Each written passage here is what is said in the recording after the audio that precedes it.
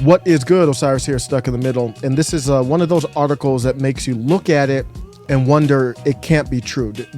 You might look at it and say, there's no way it's true. And help me out if there's something wrong here, but everything looks to be accurate, believe it or not. China has opened police stations in US and Canada to monitor Chinese citizens and other countries as well. There's a report here, this is through the New York Post, says that China's opened dozens of overseas police service stations. They're calling these service stations around the globe to monitor its own citizens living abroad. So I guess there's no Winnie the Pooh memes allowed, huh? If you don't know, Xi Jinping does not like the Winnie the Pooh reference. Very, very serious stuff. Really could get you imprisoned or worse, including one location in New York City. Here's a quote: "These operations eschew official, bilateral police and judicial cooperation and violate the international rule of law and may violate the territorial integrity in third countries involved in setting up a parallel policing mechanism using illegal methods." You think so? Like the state of New York can't go to Florida and just set up a police station and say, hey, it's to monitor our Florida citizens. So why would China be able to do that? We have ways to handle diplomacy if China has any concerns. This looks like it's a loophole around that. And that can't happen without the U.S. okaying it. So this is where I'm confused in the geopolitics. I say China's trying to rule the world, and I don't know if the U.S. is trying to stop them. I don't know what, so in some aspects, it looks like the U.S. might be going against the CCP. In other aspects like this, I mean, this is insane. We've let the CCP buy up land in our country. We can't do that there. This report where they got it, New York Times got it from, is entitled 110 Overseas, Chinese Transnational Policing Gone Wild. And that article detailed these extensive efforts of China to combat what they call fraud. Sounds very similar to what the U.S. is doing, misinformation, by its citizens living overseas. Europe is home to the most of the police stations, with locations spread across the continent in places such as London, Amsterdam, Prague, Budapest, Athens, Paris, Madrid, Frankfurt. Wow. That's a lot of places for us to be doing all this kind of stuff, or for them to be allowing this kind of stuff. All I care about, though, is the U.S.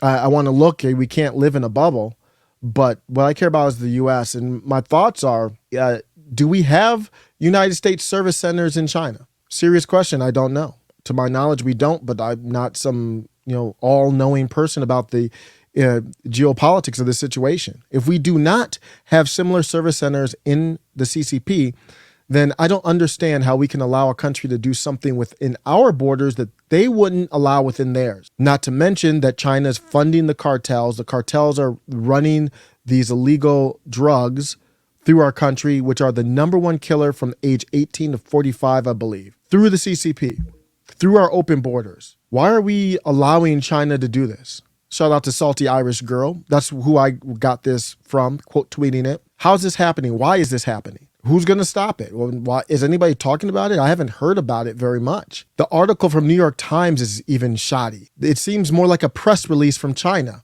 than what you would expect from an American journalist. And I'm not talking about opinion. I'm giving you my opinion. What I'm saying is these articles are lazy. If you're going to talk about these service centers, is there a precedence for it? Not mentioned in the article. Did they do any background work? No. The article from the New York Post took probably 2 seconds to write. There's no background work. There's no context provided. There's no discussion on precedent. All would be factually based, not opinion. No discussion on what the government response is, factually. I said a while back, it sounds romantic to say if foreign invaders came on our soil, we would defend our country to the ultimate price. It sounds romantic to say that.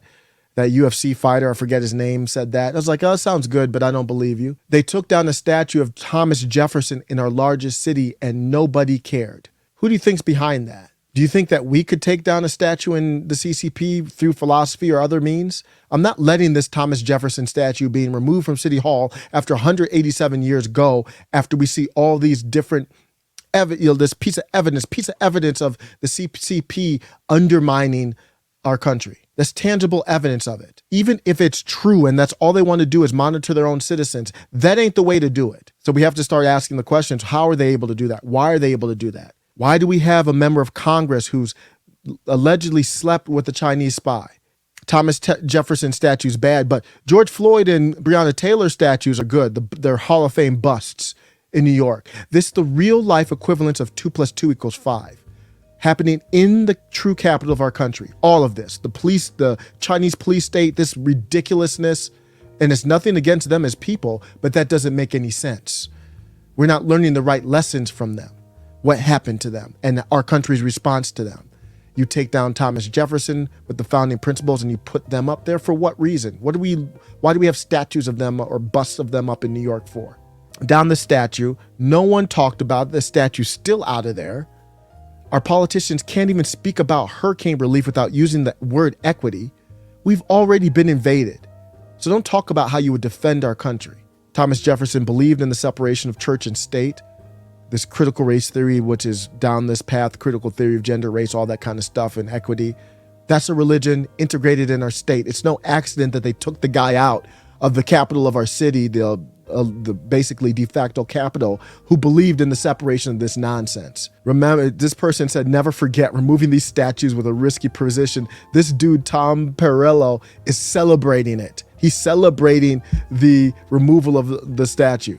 Somebody said, I like not to doubt you, but I was kind of doubtful that this was a real thing. Yeah, that's what I said. I doubted it too. And I said, trust no one, including me.